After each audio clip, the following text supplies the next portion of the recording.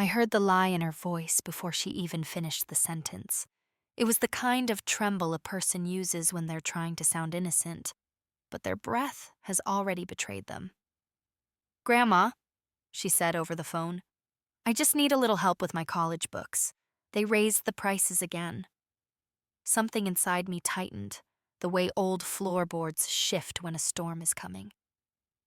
I'm Evelyn, and I suppose 68 years of watching people has made me sensitive to storms. After my husband Charles died 12 years ago, I learned to hear things I used to ignore. The false cheer in someone's greeting, the way a person avoids your eyes when they want something, the soft scraping sound of a boundary being pushed. Grief sharpens you like that, and raising 2 children alone, then helping with my granddaughter Lily, carved the rest of the edges. Have you ever felt that? That quiet, heavy knowing that something isn't right, even when you wish it were?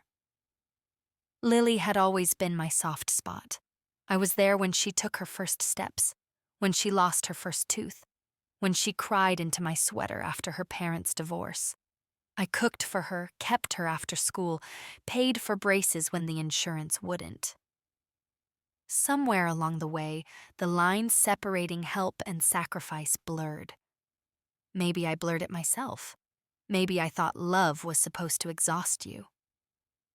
Her call came on a Thursday morning while I was sorting through bills at the kitchen table. The morning sun was shining through the lace curtains, landing directly on a stack of envelopes from the electric company, my Medicare supplement plan, and the property tax office. All the usual reminders that life costs something every single day. Still, when she asked for money, I pressed the red transfer button on my banking app without argument. $800, enough for books, supplies, maybe a meal. I sent it with a little note. "Proud of you. Call me if you need anything." I remember how warm my chest felt after I sent it. Helping her made me feel useful again, needed, seen. But the truth has a funny way of showing up even when no one invites it. The next afternoon, while I was dropping off some quilts at the community center, I ran into Martha, one of Lily's old teachers. She had that same sympathetic look people get when they're about to tell you something before they decide they shouldn't. She hesitated, glanced around, then asked if everything was okay with Lily. I said I thought so, and she pressed her lips together in that tight little line. "I only ask because I saw her last night. It looked like she was celebrating something. Big." I laughed it off at first. 18-year-olds celebrate everything. A math grade, a free latte, a sunny afternoon. But something about the way Martha said big echoed in my head all evening. When I got home, I made a cup of chamomile tea, logged onto my computer to check a recipe, and there it was, a photo on Instagram, posted by one of Lily's friends. Bright neon lights, a velvet rope, a bottle service table with sparklers shooting into the air, and in the middle of it all, Lily, my Lily, wearing a dress that cost more than my monthly water bill, holding a drink I knew she was too young to order, laughing like she didn't have a worry in the world. I recognized the club instantly. I had cleaned offices in that very building years ago. It was the kind of place where one drink cost more than my groceries for a week. And there on the table, half hidden behind her friend's elbow, was a printed receipt with a very familiar number, $800. I zoomed in and felt my heart sink. I saw the timestamp. I saw her signature. I saw everything. Have you ever realized, far too late, that you were being used? I sat at my kitchen counter for a long while, listening to the refrigerator hum and the clock click on the wall. A part of me, the soft grandmother part, wanted to believe there was an explanation. But another part, the woman who had worked double shifts and survived widowhood and kept every receipt of her life in neat envelopes, knew better. I knew I needed to breathe, stay calm, and wait. No accusations, no tears, just watching, just gathering facts the way I had learned over a lifetime of being underestimated. The next morning, I checked my bank app. I downloaded the transfer record. I printed it neatly, like I always do. Then I started paying attention to her social media posts, to the timestamps on her stories, to the way she avoided my calls for 2 days. Each small piece of information felt like dust settling on a shelf, slowly revealing the shape of something I didn't want to admit yet. But the breaking point came on Sunday, when she finally showed up at my house. She hugged me quickly, too quickly, and her perfume smelled expensive. She didn't bring her backpack, didn't mention classes, didn't say thank you. She just sat at my table, scrolling on her phone, acting as if nothing had happened. "Did you get your books?" I asked softly. She froze for a fraction of a second. It was tiny. A blink, a pause in her breath. But I saw it. I always see those things now. "Yeah," she said without looking up. "They were super overpriced." A calmness settled over me then, a deep, steady quiet. I didn't argue. I didn't show her the screenshots I had printed or the receipt I had seen. I simply poured her some lemonade and listened to her talk about everything except school. All the while, something in me was shifting. Not angry, not vengeful, but clear.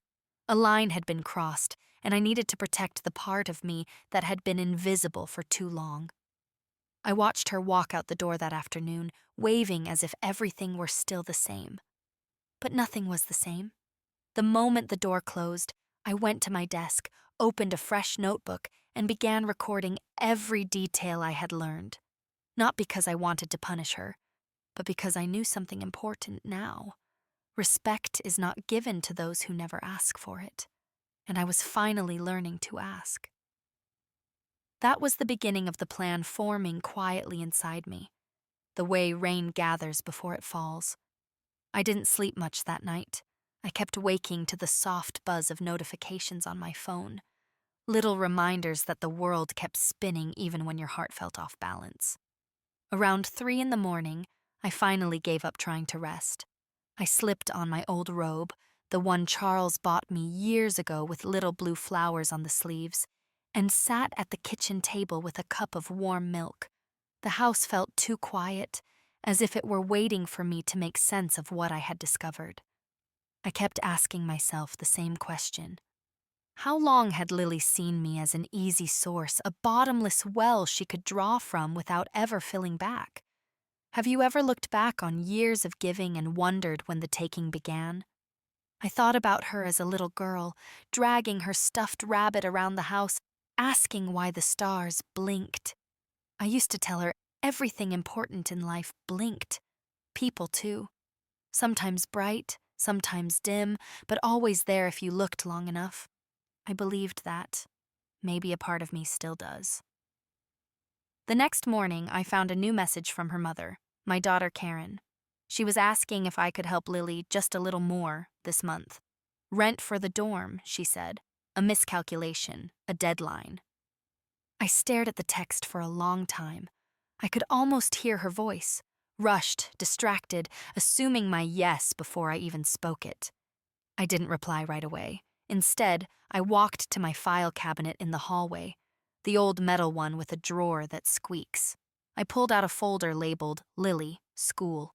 Inside were copies of every payment I'd made the last 2 years. Her laptop, the community college application fee, the emergency dental visit she never thanked me for. I wasn't angry. I was tired in a way that felt bone deep. Later that afternoon, I decided to stop by the campus bookstore. I wanted to see for myself the prices she claimed had gone up. It was a cloudy Tuesday, and the air carried a promise of rain. The fluorescent lights inside the store buzzed faintly as students filed past with backpacks and earbuds, their lives unburdened by the weight of truth. I asked the clerk about the book list for Lily's courses. He typed her name, frowned, and turned his screen slightly toward me. "She dropped all her classes last week," he said. For a moment, I couldn't hear anything at all. Not the clicking of keyboards, not the chatter of students, not even my own breath. It felt like someone had pressed the mute button on the universe. I thanked the clerk, stepped outside, and sat on a bench across from the student center. My hands trembled, not from shock, but from the quiet confirmation of what I had already known in my heart. She hadn't spent the money on books because there were no books to buy. She wasn't in school at all. I watched the rain begin to fall, soft and steady. The droplets dotted my coat, but I didn't move. I needed to feel the cold. I needed something real. When I got home, I pulled up my bank account again. I printed not only the transfer, but my last 6 months of statements. I highlighted every payment tied to her name. The pages lay on my dining table like a puzzle finally forming a picture I could no longer ignore. That evening, my neighbor Samuel stopped by. He's 72, a retired police officer with kind eyes and a habit of bringing me leftover soup. He saw the papers spread across the table and raised a brow. "Everything all right, Evelyn?" I hesitated, then nodded. "Just sorting things." He didn't push. He only said, "Sorting's good, brings clarity," before placing the container of chicken noodle soup on the counter. After he left, I sat down and let the silence envelop me again. I felt the sting of betrayal, yes, but beneath it was something fiercer, something steadier, a sense of resolve. I had lived long enough to know that clarity wasn't the end of heartbreak. It was the beginning of boundaries. Later that night, as I folded the printed bank statements into a neat stack, I whispered a question to myself. Maybe to you, too.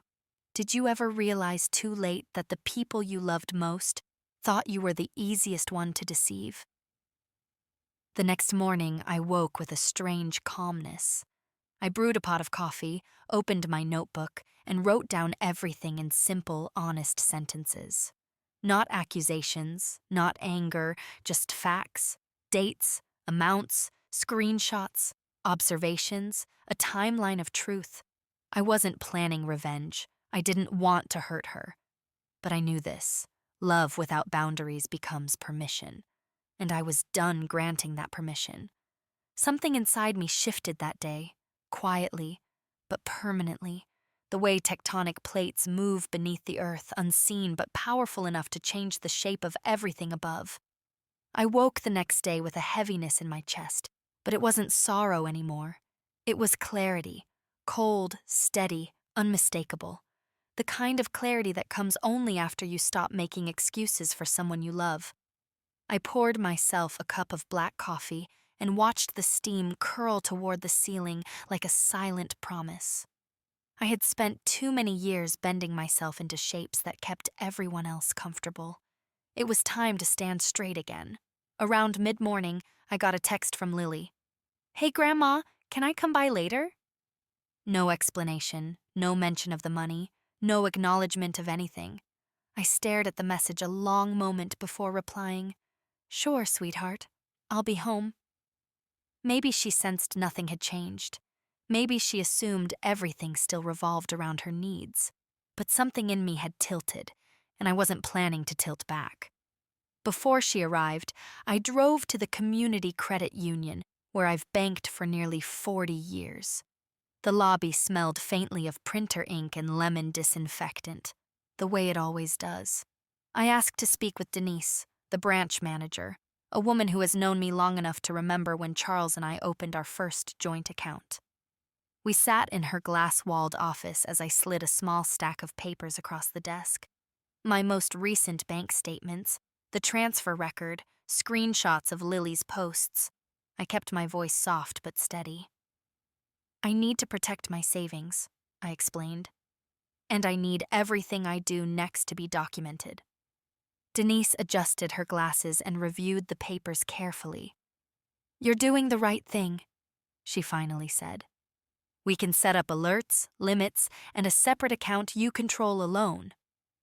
It felt strange, after years of giving to be the one drawing boundaries.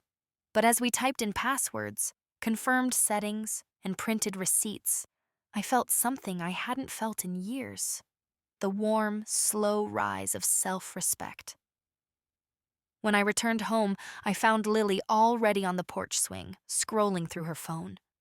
She looked up and smiled, but it was the quick kind of smile, the one people wear when they want something. "Grandma, I got here early," she said, tucking her hair behind one ear. "So, I might need a tiny bit more help. There was this lab fee." "There are no lab fees," I said gently. The words left my mouth so calmly, so evenly, that she blinked as if she hadn't heard me right. "What?" "You dropped your classes," I continued. "I know about the club. I know what the money was used for." For a brief second, something flickered across her face. Not guilt, not shame, but calculation. As if she were flipping through a deck of excuses, searching for the one that might still work on me. "Grandma, it's not what you think." I lifted a hand, stopping her with a motion I had used on her since she was a child. Soft, but firm. She fell silent. "I'm not angry," I said, "but I'm not blind." The wind rustled through the yard as she stared at me, her jaw tightening. She opened her mouth twice before any words came out. "You don't understand. I just wanted—" "I know what you wanted," I said. "You wanted me to keep giving without asking questions." Her eyes grew shiny, but I could tell it wasn't from regret. It was from panic. "You're my grandma," she whispered. "Yes," I said gently. "And I love you. But love isn't a blank check." For the first time in a long while, she looked at me, really looked, as if seeing someone she hadn't noticed in years. Maybe she expected me to scold her, or crumble, or offer forgiveness she hadn't earned. But I simply sat beside her, letting the truth sit between us like a quiet guest. After a long silence, she sighed dramatically and crossed her arms. "So what now? Are you going to cut me off?" I took a slow breath. "I'm going to treat you like the young adult you are, which means I'm going to let your choices have their consequences." The porch creaked as she shifted. She looked suddenly very young, very small, as if the floor had dropped beneath her. "I didn't think it mattered," she said, almost inaudibly. "You always help. You always fix things." Her honesty, raw, unfiltered, stung more than her lies ever had. I touched her hand lightly. "Maybe that was my mistake," I whispered. "I taught you I would carry everything, even when it weighed more than I should hold." She pulled her hand back, wiping her eyes. "I should go," she muttered. "You can," I said. "But if you want to talk honestly, you can always come back." She didn't answer as she stood, walked down the steps, and got into her car. I watched the taillights disappear down the street, my heart aching but steady. When the quiet settled again, I returned to the dining table where my notebook still lay open. I wrote down everything. Our conversation, her words, the way she reacted. Not for revenge, not to hold over her head, but because clarity is a fragile thing, and I didn't want to lose it again. As I set my pen down, a thought crossed my mind. A small, painful question I couldn't ignore. Have you ever realized that sometimes the hardest part of loving someone is learning when to stop saving them? I spent the following days in a kind of quiet silence, the sort that settles in after a long storm. Nothing dramatic happened, yet everything felt different.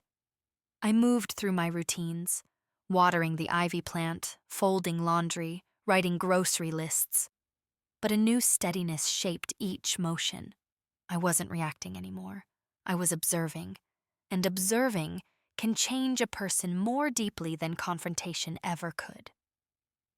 On Thursday afternoon, I decided to clean out an old wooden chest Charles had built for me decades ago. It sat at the foot of my bed, filled with forgotten things. Inside, I found yellowed receipts, birthday cards from years past, even an old savings passbook with neat handwritten entries. I ran my fingers along Charles's handwriting, and felt a familiar ache, soft and warm. He had always been firm with boundaries, even with love, maybe especially with love. I wished, not for the first time, that I had learned that lesson sooner. Just as I was closing the chest, my phone buzzed. A message from Karen. "Mom, we need to talk about Lily. She said you were harsh with her." I read it twice, then set the phone aside without replying. It was incredible, in a way, how easily people could rewrite a situation when they weren't the ones paying the cost. For years, my daughter had relied on me as an emotional and financial buffer. If Lily stumbled, I caught her. If Karen made a mess, I swept it. And all of that had shaped Lily into someone who believed consequences were optional. Have you ever realized that sometimes you aren't just part of the pattern? You are the pattern? I sat down with a cup of tea and let the thought settle. I wasn't angry with Karen. I wasn't even surprised. But I wasn't going to explain myself, not this time. I had lived my whole adult life as someone others leaned on. Maybe it was time they learned to stand. That evening, I decided to take a walk. The sun was dipping low, painting the houses in soft gold. My neighbor Samuel was out sweeping his porch. He waved me over with a gentle nod. "You look troubled," he said. "That granddaughter of yours again?" I gave a small laugh. "It's complicated." "It usually is," he replied. "Family tends to be the most complicated thing we carry." We sat on his porch steps, watching the streetlights flicker on. I told him a little. Not the details, just enough to let the weight out of my chest. He listened without interrupting, the way good listeners do. When I finished, he leaned back and crossed his arms. "You know," he said, "at the station, we used to say that people reveal themselves most clearly in two places, when they're desperate and when they think they won't be caught." "Lily wasn't desperate," I murmured. "No," he agreed. "She was comfortable." The truth of that hit me harder than I expected. Comfort can be wonderful, but in the wrong hands, it can be corrosive. I thanked him for the talk, and as I walked back to my house, something inside me settled into its new shape. The next morning, I found a voicemail from Lily. Her voice wavered between defensive and sugary sweet, a tone she used when she wasn't sure which strategy would serve her better. "Grandma, can we please talk? I think you misunderstood some things." Misunderstood. The word echoed through the kitchen as I poured my coffee. I'd spent a lifetime being misunderstood, in the sense that people assumed my silence was agreement, my kindness was endless, my patience was a resource free for extraction. But I understood perfectly. Still, I decided I needed one more piece of truth before moving forward. That afternoon, I drove to the registrar's office at the community college. The building was cool and quiet, with posters about financial aid and upcoming deadlines taped to the walls. A young administrator with a neatly pressed shirt typed Lily's name into the system. "Yes," he confirmed, swiveling the screen slightly. "She withdrew from all her classes, officially, 2 weeks ago." "Is there any notation on why?" I asked. He shook his head.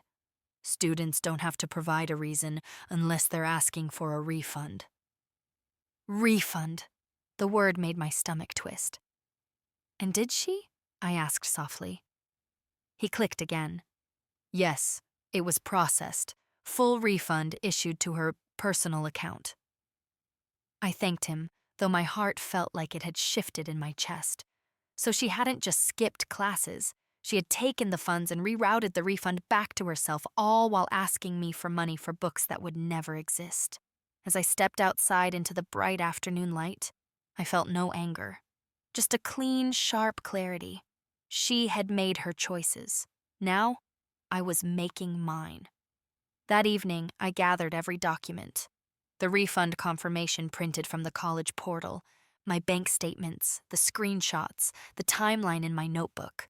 I placed them all in a neat folder and set it in the drawer where I keep important things. This wasn't revenge. This was understanding. This was preparation. Because a person who lies once will lie again. and a person who uses you once will try again too, unless the pattern is interrupted. And I intended to be the interruption. As I closed the drawer, a question rose in my mind, gentle but firm. Have you ever reached a point in your life when protecting your peace meant stepping into a strength you didn't know you still had? The next morning arrived with an odd sense of stillness, the kind that settles before a meaningful shift.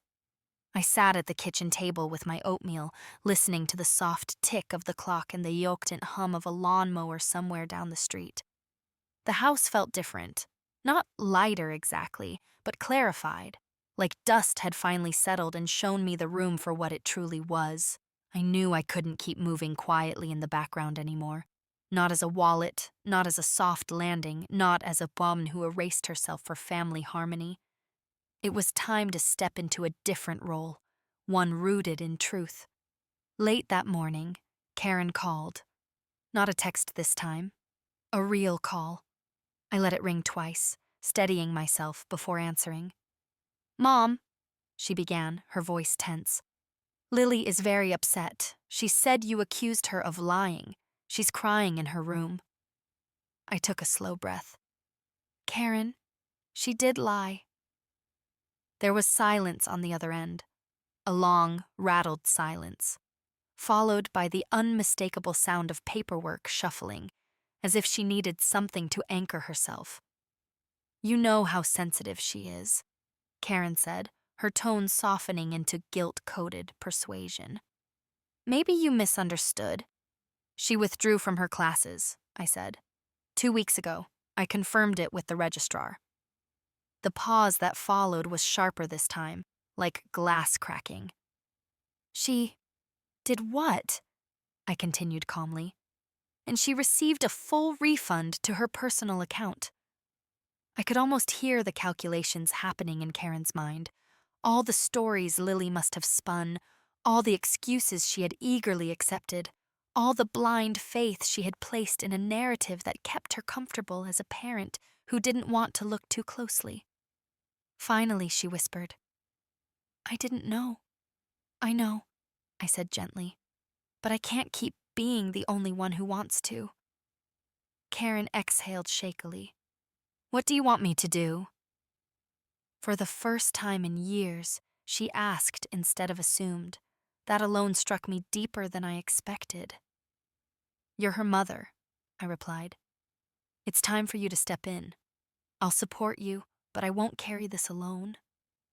She murmured something like agreement, though it sounded more like fear. Not fear of me. Fear of finally having to parent without leaning on the soft convenience of my help. We hung up without resolving anything, but sometimes resolution isn't a moment. It's a direction. Later, that afternoon, I received an unexpected email notification from the college portal.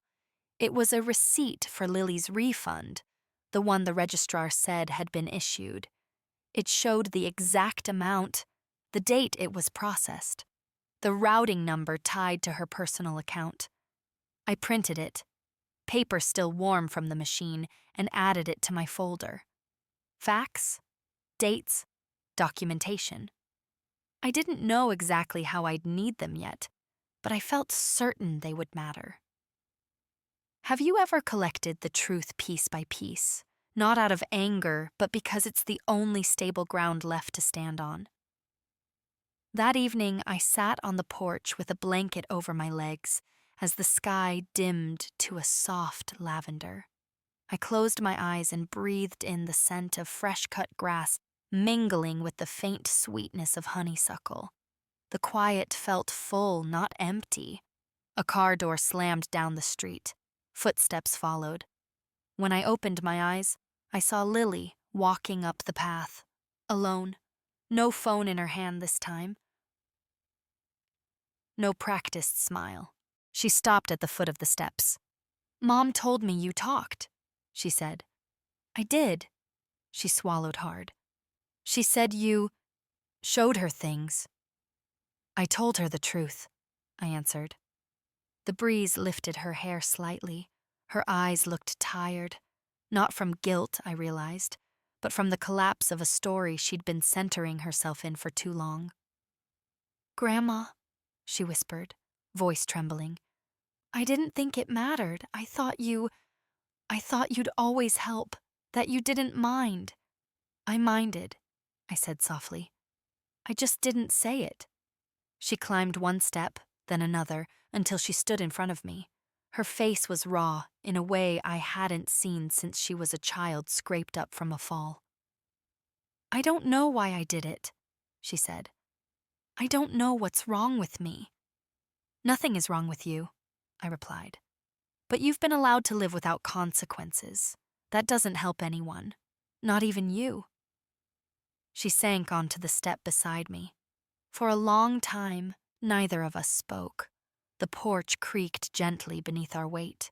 A dog barked in the distance. The world continued quietly around us. Finally, she whispered, "Are you mad at me?" "I'm disappointed," I said. "But I still love you. Loving you is not the problem. Loving you without boundaries was." She wiped her cheek with the sleeve of her hoodie. "So, what happens now?" I folded my hands in my lap. "Now, you take responsibility, and I step back enough to let you." She nodded slowly, the acceptance reluctant but real. It wasn't resolution, not yet, but it was the first honest moment we'd shared in months. When she stood to leave, she hesitated. "Grandma, I'm scared." "So am I admitted. "But sometimes fear is just a sign that something is finally changing." She nodded again, more firmly this time, and walked back down the path. I stayed on the porch long after she left, watching the sky fade into night. The ache in my heart was still there, but it was no longer tangled with confusion. It was clean. It was clear, and clarity, I was learning, is its own kind of peace. The days that followed had a strange, drifting quality, like the air right before snowfall. Calm, but full of something forming. I went about my routines with a steadier heart. I cooked simple meals, worked in the garden, wrote in my notebook each evening.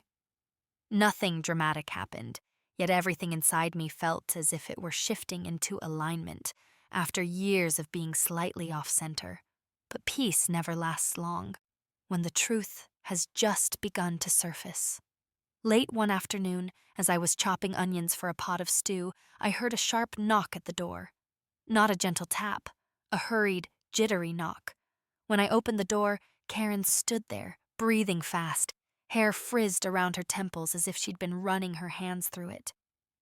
"We need to talk," she said, stepping inside before I could answer. She dropped her purse onto the entryway table and held her arms tightly across her chest. "Lily left. She packed a bag and went to stay with friends." I set the knife down carefully. "All right. Did she say why?" Karen exhaled shakily. "She said she's tired of being judged. She said you're turning everyone against her. She said you're collecting things, documents, screenshots, like you're building a case." Her eyes searched mine for something. Maybe guilt, maybe reassurance. I offered neither. "I'm collecting the truth," I said. "For myself, for clarity." Karen pressed her hands to her temples. "You're scaring her." "I'm not scaring her," I replied gently. "Reality is." She let out a harsh breath, pacing the length of my small living room. "Mom, she's just a kid. She made mistakes. Why are you being so intense?" The word landed heavily. Intense. For decades, I had been called soft, patient, giving.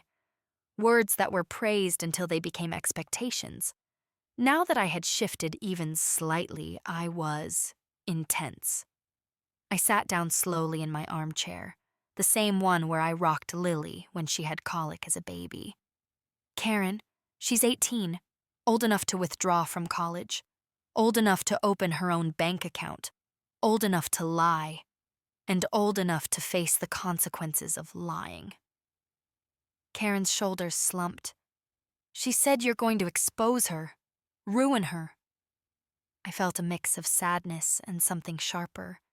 Disappointment, maybe, that she thought so little of me. "I'm not ruining anyone," I said softly.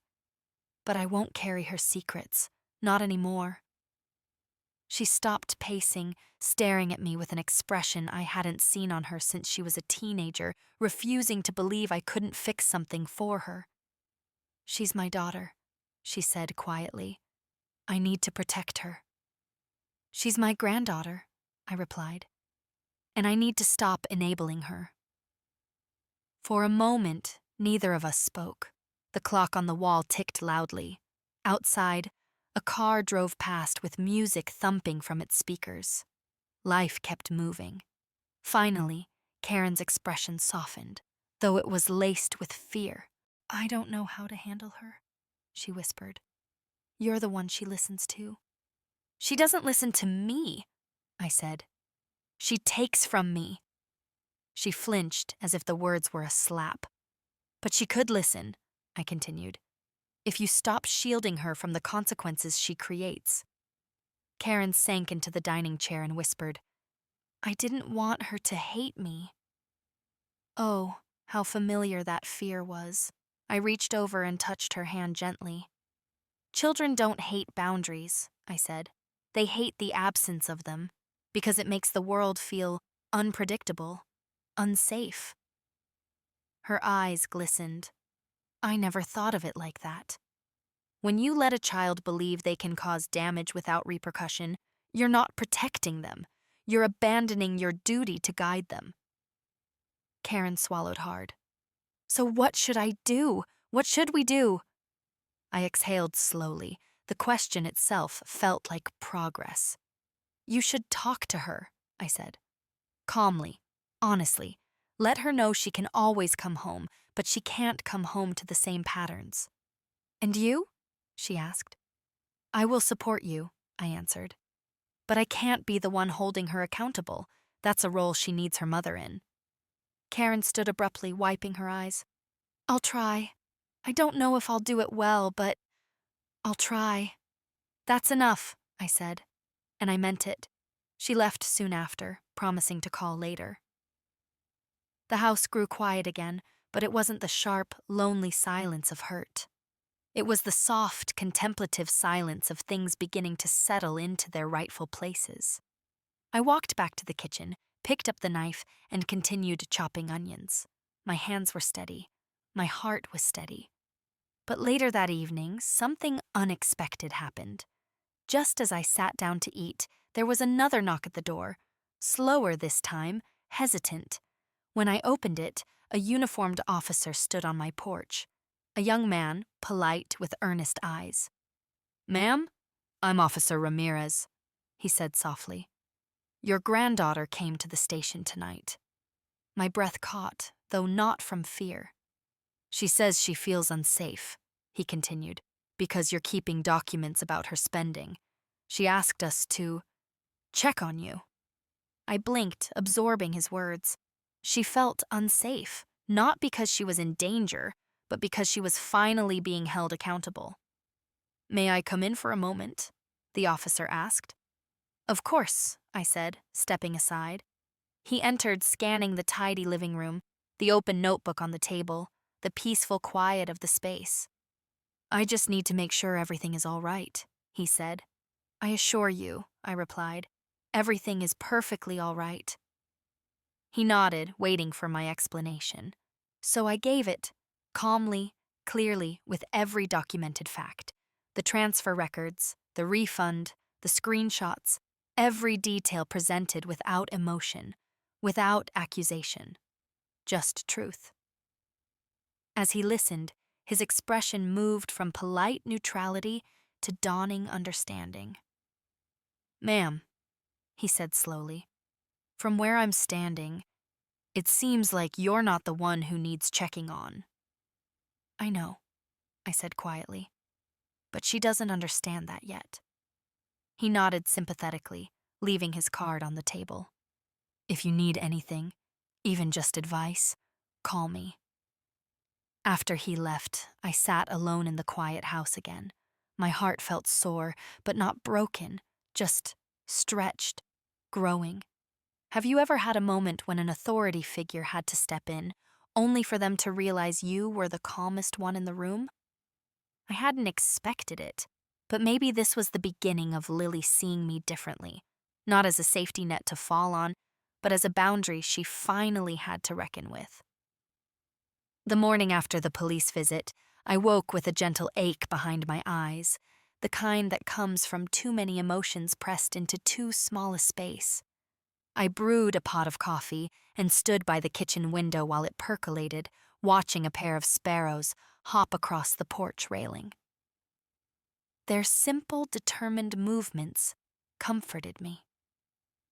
Life, in its smallest forms, always seems to know exactly what to do next. I wasn't angry about Lily going to the police. I wasn't even surprised. When people are cornered by their own actions, they often reach for authority, hoping it will validate their version of the truth. But when authority sees the real picture, the quiet, unembellished facts, it tends to drift back toward the truth like a compass needle. Still, her choice left a bruise, a soft one, the kind that reminds you of where love can be twisted into fear when someone isn't ready to face themselves. Around noon, I received a call from Officer Ramirez. His tone was kind, almost apologetic. "Ma'am," he said, "I spoke with your granddaughter again this morning. She was upset, but after reviewing your documents, we've closed the wellness check. There's no indication of wrongdoing on your part." "I understand," I replied. "Thank you for being thorough." He hesitated before adding, "She may come to you again. Just be careful about how much you carry alone." His words lingered with me long after the call ended. That afternoon, I decided to take a drive. Not anywhere in particular, just out of the neighborhood and down the old country roads lined with oak trees and fading fences.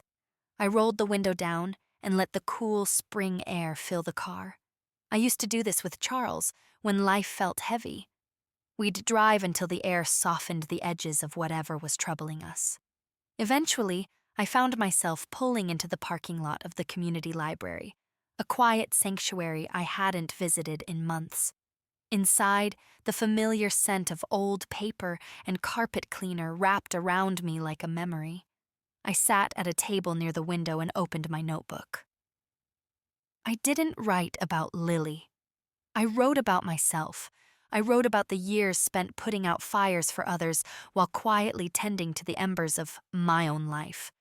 I wrote about grief, about motherhood, about the surprising loneliness that can settle even in a house filled with family.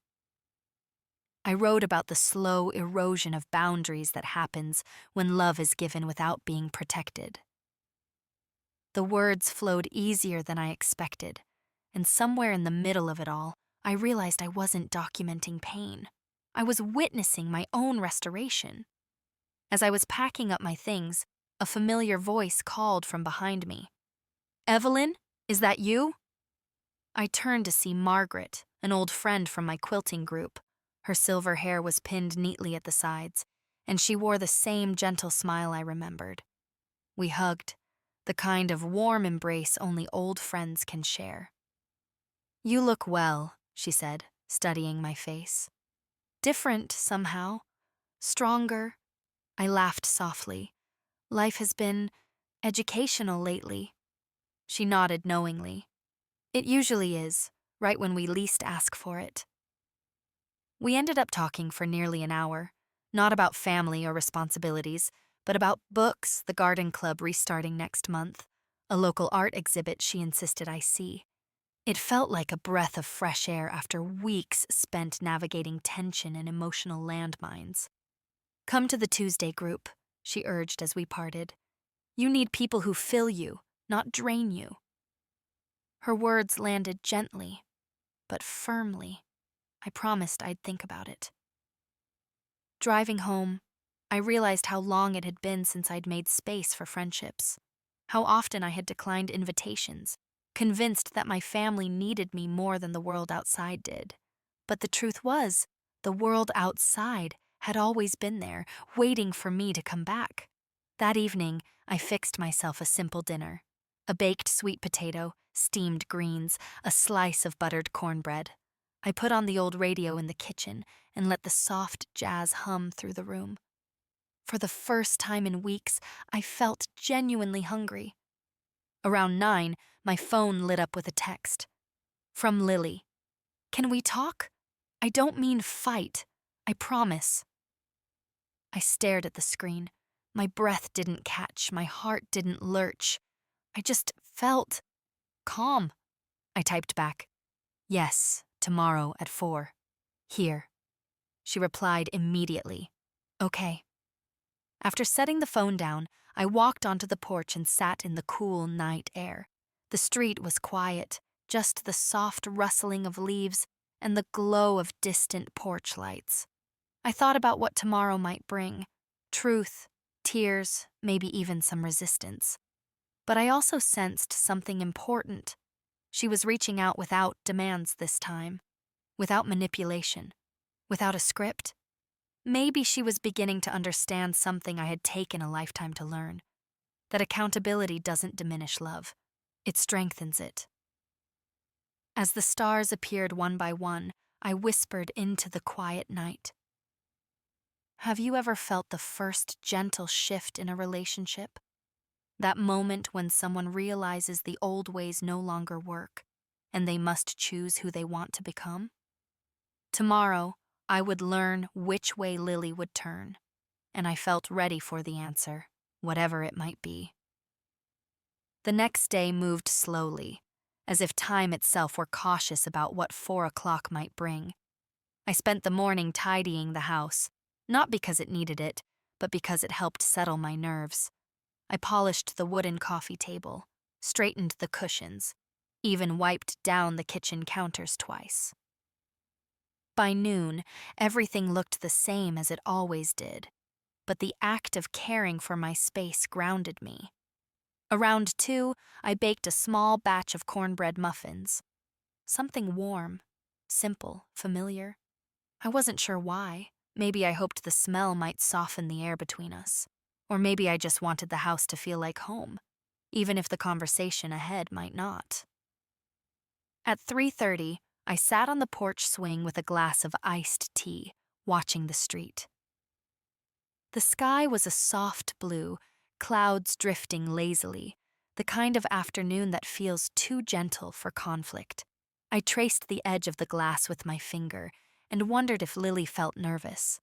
I wondered if she expected confrontation, or an apology, or something in between. Have you ever waited for a conversation you knew could change a relationship forever?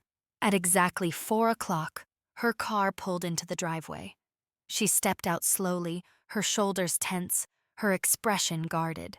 She wasn't wearing makeup, and her hair was pulled into a messy bun. Something told me she hadn't slept well. She approached the steps hesitantly. "Hi," she whispered. "Hi, sweetheart," I said, keeping my tone soft, without bending. She sat beside me on the swing, leaving a small gap between us. For a long moment, neither of us spoke. The chain of the swing creaked gently in the breeze. Finally, she took a deep breath. "I shouldn't have gone to the police." I nodded once. "I know. I didn't mean." She swallowed hard. "I was scared you were going to expose me. I thought if I made it look like you were threatening me, I could stop everything from falling apart." "And did it stop anything?" I asked. She shook her head, eyes glistening. "No, it made it worse." The honesty in her voice loosened something in my chest, but I kept my posture firm. She rubbed her palms against her jeans. "I don't know who I am right now. I feel like I messed up everything. I was lying to you, lying to Mom, lying to myself. I don't even know why I did it."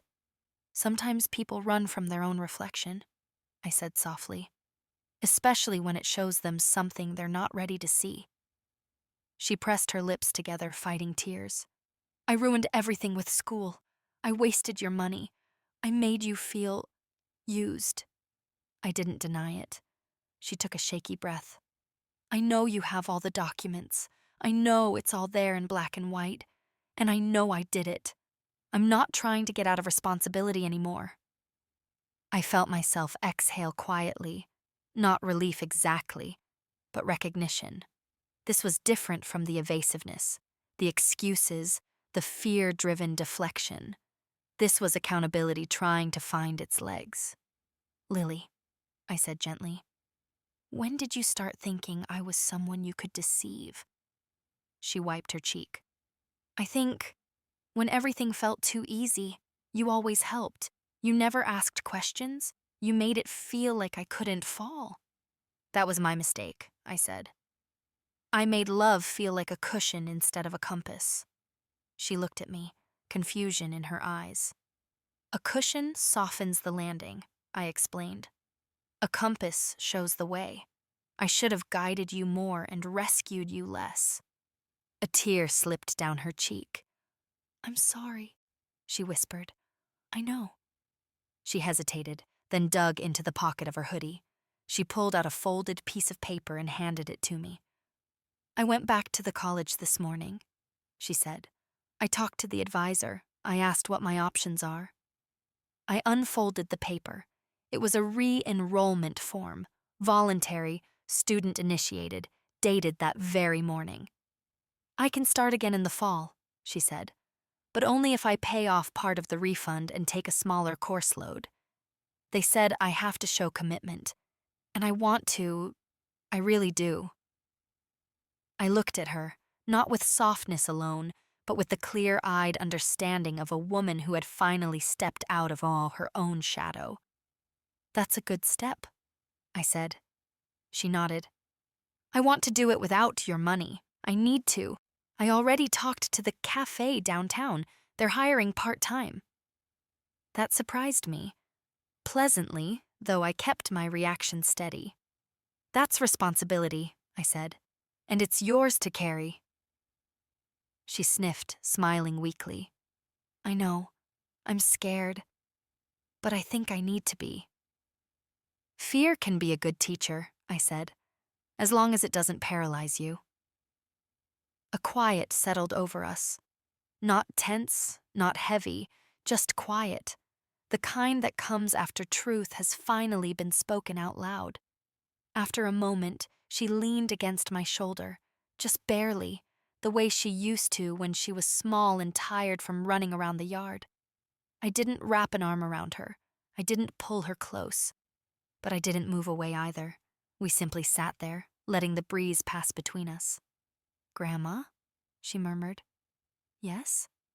Do you still love me?" I smiled a little, the kind of smile that comes from decades of loving imperfect people in an imperfect world. "Of course I do. But love doesn't mean lack of boundaries. It means truth and safety and growth. For both of us." She nodded slowly, as if absorbing every word.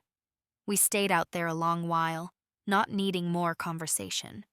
When she finally left, there was no dramatic goodbye, no promises, no emotional collapse, just a quiet wave and a gentle closing of her car door. After she drove away, I sat on the swing alone, watching the sky tint itself with evening light. Something inside me felt peaceful. Not because everything was fixed, but because for the first time the truth was in the open, breathing fresh air. Have you ever felt the beginning of real healing? Not loud, not triumphant, but soft, steady, and unmistakably real. That's what settled in my heart that evening, like a long-awaited exhale. In the weeks that followed, life didn't suddenly become magical or easy. The light didn't change color, the bills didn't shrink, and my joints still ached when rain was coming.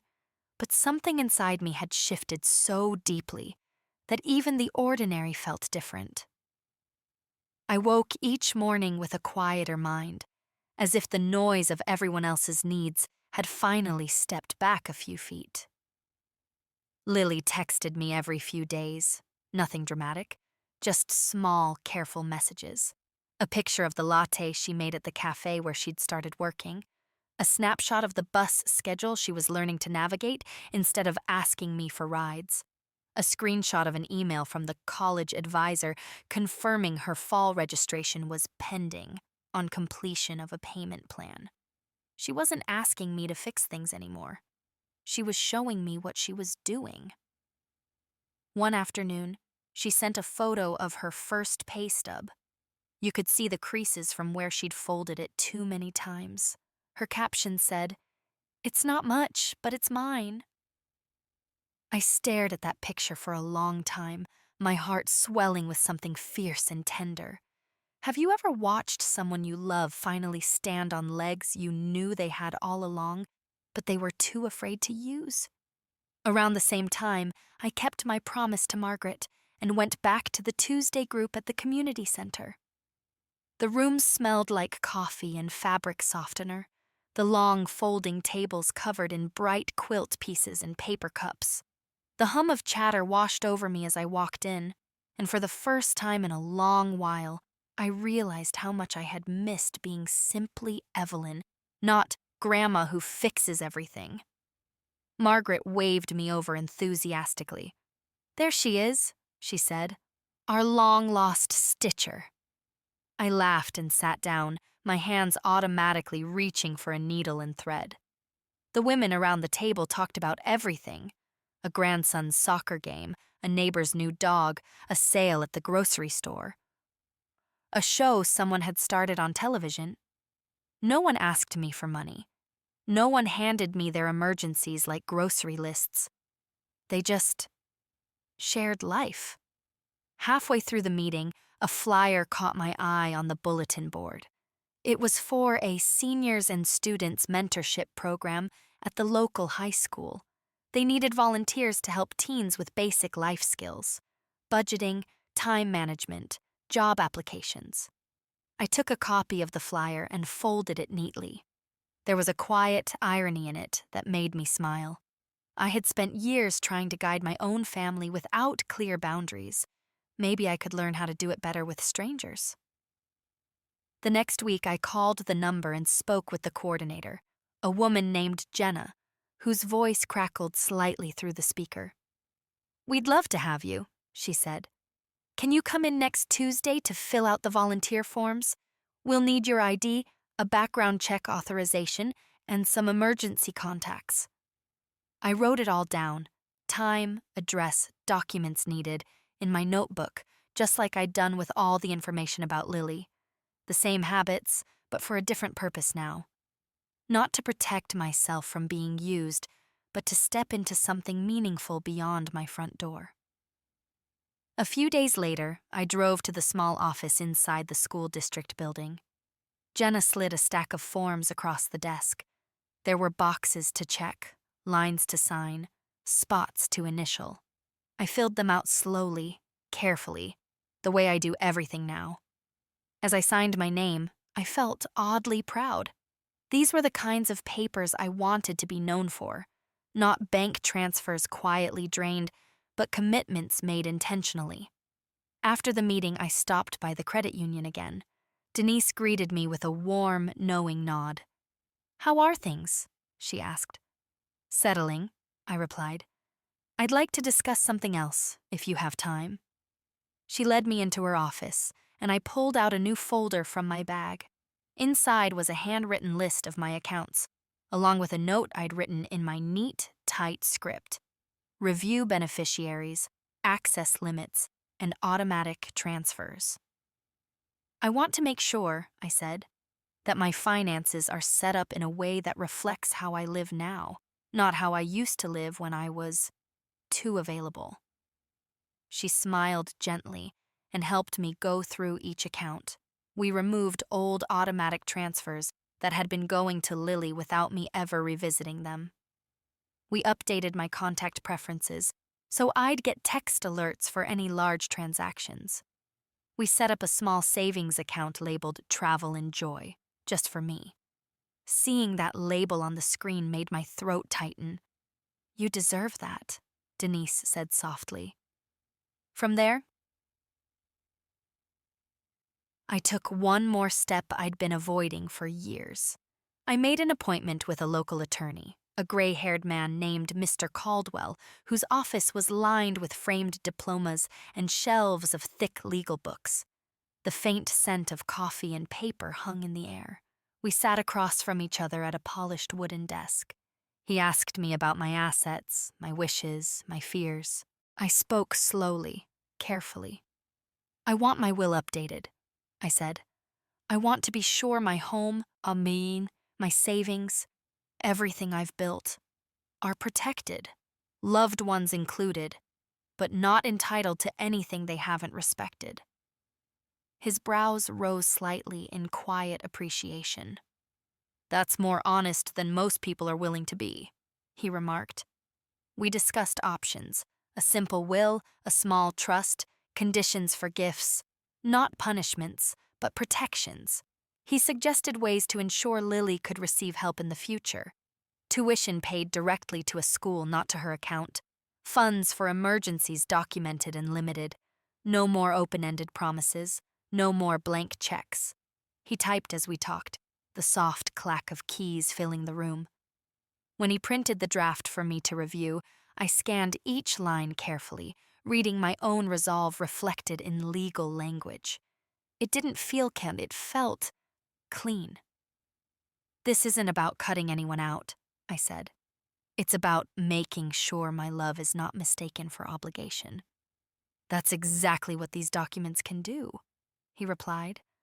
I signed my name at the bottom of the will in smooth, steady strokes, watched as the notary stamped the paper with a firm, official seal.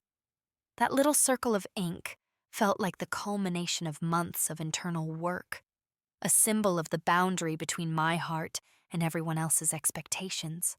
On the drive home, the sky was streaked with orange and pink, the kind of sunset Charles used to slow down to admire.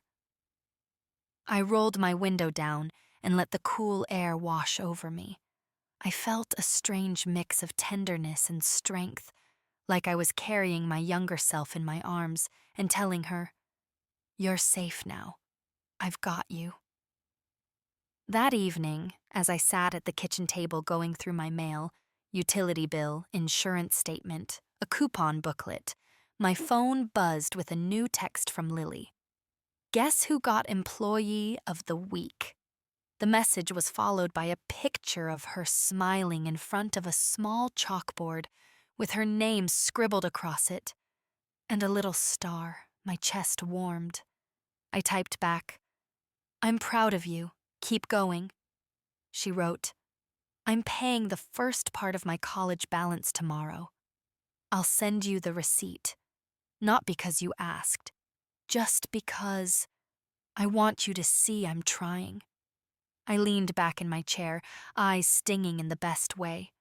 Have you ever realized that the most powerful retribution isn't watching someone suffer, but watching them grow because you finally refuse to let them use you?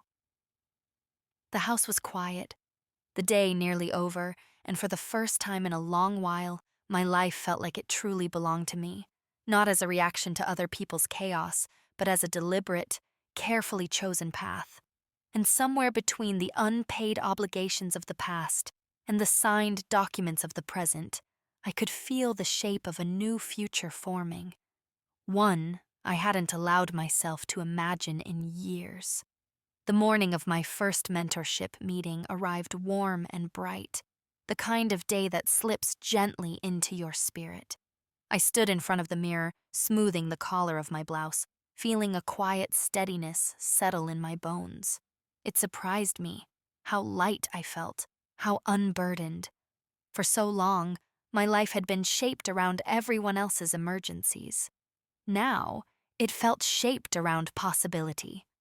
When I arrived at the high school, the halls buzzed with the sounds of lockers closing, sneakers squeaking on linoleum, laughter spilling around corners. Jenna greeted me with a warm wave, handing me a visitor badge.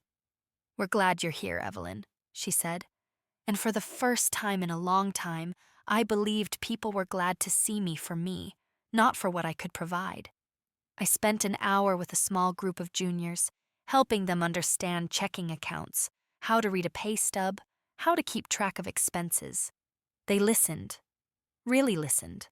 One boy asked if saving $10 a week even mattered. I told him it mattered because he mattered. His eyes softened, the way Lily's had softened on that porch swing weeks ago. When the session ended, Jenna squeezed my hand. "You have a gift," she said. I walked out of that building standing a little taller. Later that afternoon, Lily came over.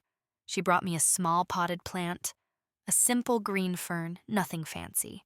She held it out shyly. "For your porch," she said. I thought maybe something growing would be nice. I smiled. A real, full smile. "It's perfect." She sat with me for a while, telling me about classes she hoped to take, how she was saving tips in an envelope labeled fall tuition. She showed me the receipt for the first payment she'd made. No excuses, no performative tears, just honesty. "I'm trying hard," she whispered. "Not for you, for me, but also because you finally made me see myself." I reached over and gently squeezed her hand. That's all I ever wanted. We sat quietly, watching the evening settle over the street in soft lavender layers. The porch swing moved with the breeze, the fern rustled beside us, and for the first time in a long time, our silence felt peaceful, not tense. Have you ever felt the moment when a wound finally begins to heal, not with fanfare, but with a soft breath and a steady heart? As she drove away that evening, I stayed on the porch a little longer, feeling the weight of the past loosen its grip. My life wasn't perfect. It wasn't meant to be, but it was mine again, clear, grounded, alive with quiet hope. And that, after everything, was the real triumph. Thank you for sharing this journey with me. If this story touched you, I'd be grateful if you'd like the video and subscribe for more of these heartfelt tales. And tell me, if you were in my place, what would you have done?